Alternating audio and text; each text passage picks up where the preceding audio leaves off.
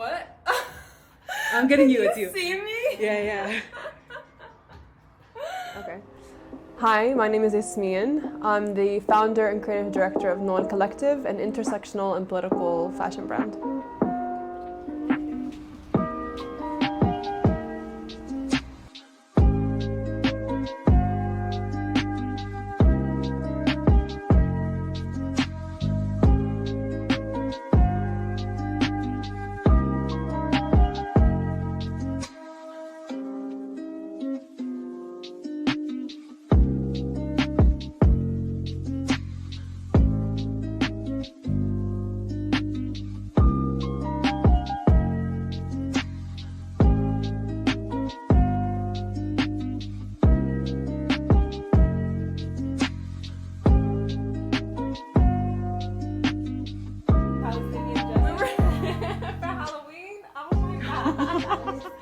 What is life like living in Palestine?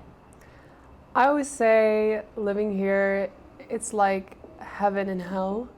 You know, it's this like simultaneous, bittersweet state of being. You know, you have the heaven of Palestine, like the people, our culture, our heritage, the land. It's heaven. And then the hell comes from the occupation and living, like learning to live in a state of being where you're constantly experiencing both. I think it's hard to say how it would have been different if I wasn't Palestinian, but being a Palestinian, I do feel like just an immediate and inherent connection to other peoples around the world who, like, whether they're indigenous people or minorities, like people of color. Like whenever I meet someone, I feel like that. I feel immediately connected to them. Like I don't necessarily know the details of their struggle. Like for example, the other day I met a Kurdish immigrant living in Italy, and just because of his background, I immediately felt connected. Like there was a sense of solidarity between us, you know? Like seeing other people and also feeling seen by those people. And how has it affected the development of your creative expression?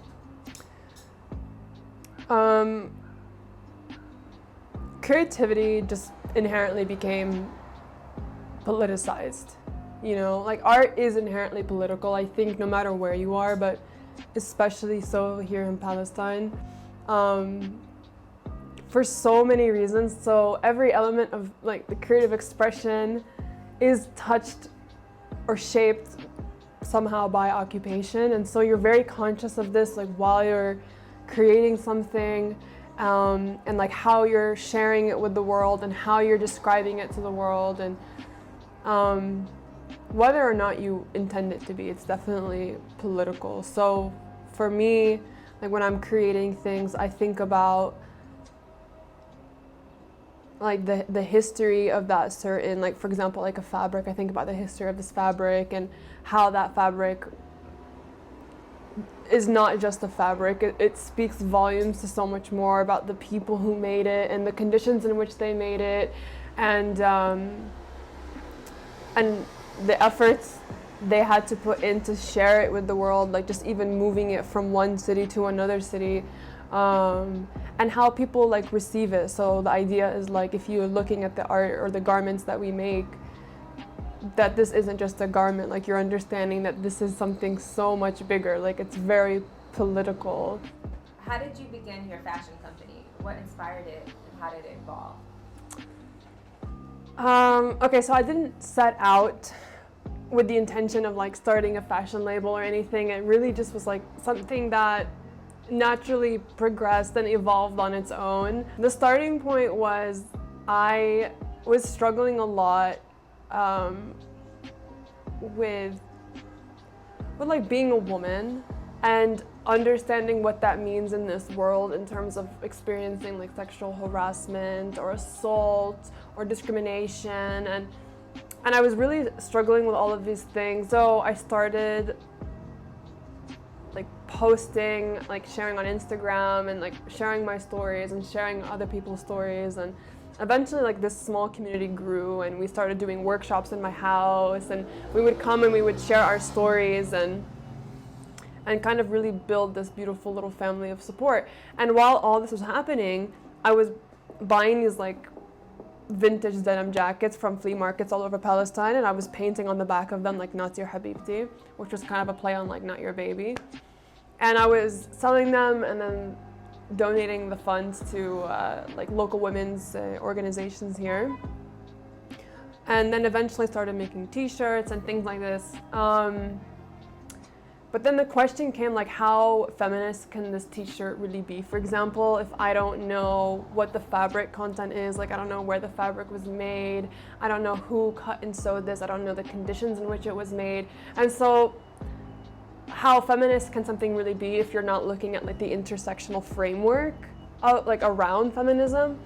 And so over the course of like the next 5 years, I just did what I could to keep like educating myself, and that's why the brand, like if you go back and look through our history, you know, I mean, we're quite young, like only 4 years, 5 years, but we had such this crazy like violent metamorphosis, because every time I learned something new, I'm like, okay, wait, so I had this wrong and I was doing this wrong, like let me change accordingly, for example, you know. And so that's how we kind of got to where we are today, which is like a very intersectional way of approaching design and approaching storytelling. Do you find that it is difficult to prioritize one struggle over the other? The fight for your very existence on this land and the demand for equality as a woman in Palestine? They're very much intertwined. And I guess like that's the whole idea of like intersectionality, right? In order to make in order to make proper change, you have to be considering so many elements, and it's not just the political or the feminist. It also includes the environmental, for example. It includes the economic, and like you have to think about all of these things, because if you try and advance just one of those spheres, it's not really going to reach where it should reach. Like the liberation of women cannot be really realized if they're still politically, for example, oppressed, and you cannot be put like you cannot reach national liberation if the women are still oppressed socially, for example. They have to be done in tandem. And so there isn't for me a question of this over that. It's just when I'm working, how can I be sure to translate the complexity of that to the customer through the garment. How are your pieces made? Who designs it and who brings it to life?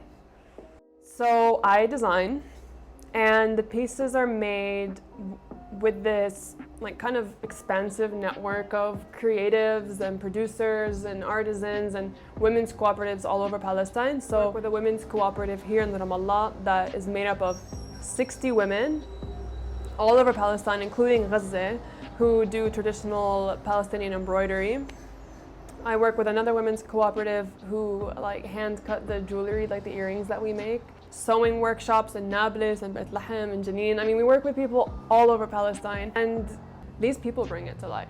Like I design and I'm coordinating, but at the end of the day, like these people that I work with are bringing it to life. So for example, like Majdalawi fabric was at one point produced in a village called Al Majdal, which was made up of, I would say, a few thousand residents at the time of 1948, prior to 1948. It is estimated that there were up to 800 looms in families all over the town, and each one was producing this beautiful hand-woven fabric. And then in 1948, the residents were forced out and the village was destroyed and then built over. And as a result, that fabric was virtually extinct. And there have been efforts in the last few decades to revive it, and there are a handful of weavers now that are working to revive this practice in Gaza, one of whom we work with.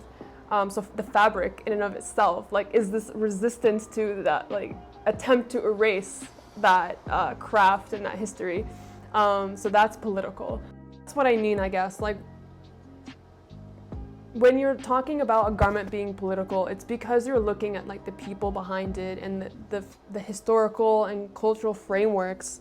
I mean, just a few weeks ago, one of the producers we work with, who makes our sewing patterns, his nephew was murdered, and understandably we stopped production. And I think when you're buying a garment, you don't necessarily stop to think about what someone is experiencing specifically in Palestine, you know, but for people all over the world. I mean, they have these intricate lives beyond just their work, and I think we've gotten to a point where we've dehumanized fashion and we've dehumanized clothing, and we've made it in our minds that these people are just these machines. And I guess the point is, when I say consciousness in fashion, it's trying to bring that humanization back to fashion and bringing empathy and changing our standards so that we're not expecting this inhuman speed of production and inhuman speed of delivery, and really allowing for some slow production and storytelling and humanization and empathy. But what are some challenges you face as a Palestinian designer who creates with material sourced here?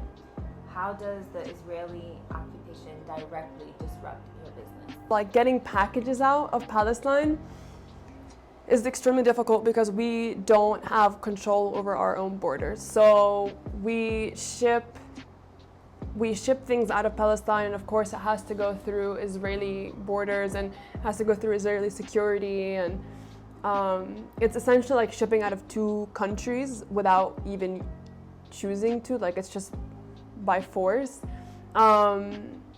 And so, for example, like during Israeli holidays, if their country shuts down, like there's no postal service, it also affects us. So we have nothing to do with the holiday, but packages get delayed for weeks because this other, like this entity, like this occupation is controlling our borders. I had instances where packages arrive to customers empty.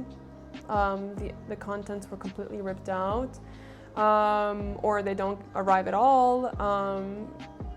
Things like this. You have called out the blatant cultural appropriation of Israeli fashion designers using traditional Palestinian tatreez. What do you think is the purpose of this type of erasure? Like, for them, like, they basically try to erase us, but at the same time, they need us because we provide the culture that they don't have. Yeah. Does that make sense? Say we've been here, like we were here, look at our culture, look at our heritage, look at our practices. So yeah, like tatreez was a very big deal. Like, it's a very big source of pride for us. Recently announced that tatreez was like a Palestinian practice, which was a huge win for us because a lot of Israelis were like appropriating it. So they would say like it's their culture. And what happened was, like, for example, in 1948, when, like, you know, we were like expelled, and they would go into houses that were obviously belonging to Palestinians, and they would just like move in, and whatever was in there they claimed, including old Palestinian women's dresses that had tatreez. And so since then, like, you'll see like a lot of Israeli designers like using tatreez and saying it's Israeli. And so when UNESCO came out, like, it was like only a few months ago that they came out and like announced that they had added Palestinian tatreez to their like non-tangible like heritage list. It was a big deal. Despite the challenges you face, what motivates you to persevere? It's frustrating, but then you kind of just put your head down and continue focusing on your work, because you know at the end of the day that they're never going to be able to have what you have and create what you create. Like, I spend hours with the Women's Cooperative on a daily basis, and I understand the history of the different patterns and the colorways and the fabric choices. And I understand, for example, if you used to have a pink band at the hem of your thobe, which is like a traditional Palestinian dress, then it meant that you were a single woman looking to be married, for example.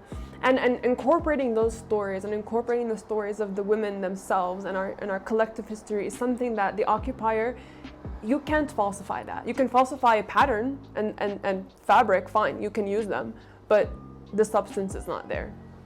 What do you want people to know through the clothing you're creating? I want people to know that garments all have a story, no matter where they're made. Because that level of empathy and awareness is what we need in order to start moving forward and making that radical change. And specifically with Nol, I want you to know about the Palestinian reality. Like, I want you to know about our stories and our heritage and our history. By buying a jacket, for example, I want you to know about the history of the fabric on the pockets. I want you to know who made it. I want you to know where it was made and how much energy and work and love we put into creating this garment. Like, I want you to feel connected to us. Last question. I don't know how to answer this question. Alright, just tell us what comes to mind. Okay, just answer, yeah. Okay, what's something you'd like for people at home to know about you and the people here in Palestine? The media does a great job of offering a very biased and warped perspective that serves a particular people, and that's not us. So just humble yourself by refusing to believe those narratives and asking believing Palestinians themselves. And even if you don't know everything, just always go on empathy. Go on the humanization of something. Ignore those outlets, but learn from Palestinians themselves, and then always start forming your perspective and opinion from empathy. Okay. Great. Can't believe we did that. I need water.